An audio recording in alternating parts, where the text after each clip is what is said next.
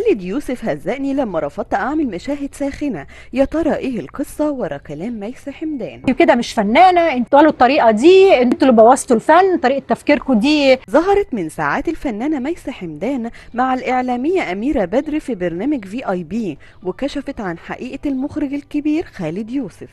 قالت وصرحت الفنانة ميس حمدان إن خالد يوسف أحمق شوية في ردود أفعاله، وهو كان عاوزني مكان دل شاهين في فيلم ويجا، ولما رحت المكتب بتاعه كان هاني سلامة موجود معاه وكان بيحاول يقنعني إني أقدم الدور، وانا كنت رافضه بشكل رهيب، وده علشان ما كنتش هقدر اعمل المشاهد الساخنه والقبولات اللي في الفيلم. هقدر اعمل مشاهد القبلات والحاجات دي اللي في المشاهد الفيلم. الجريئه اللي كانت في الفيلم. ولما ما قدرش يقنعني قال لي انت كده مش فنانة، ويا ريت تبطلوا الطريقة دي بقى علشان بوظتوا الفن.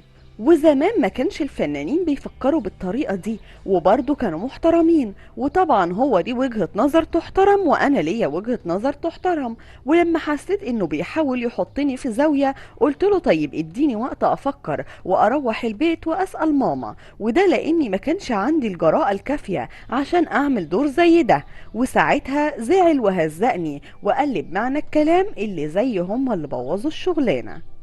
وبسرعة البرق الصحافة عرفت والخبر اتنشر، ويا خبر النهاردة بفلوس بكرة يبقى ببلاش. وانا ساعتها قلت اني هعمل الدور، وان خالد يوسف كلمني واداني على راسي وقال لي انت عاوزة تربطي اسمك بيا وتشتهري على حسابي، واوعي تجيبي اسمي على لسانك وما تتكلميش معايا نهائي. وانا اخدت الكلمتين دول وسكت.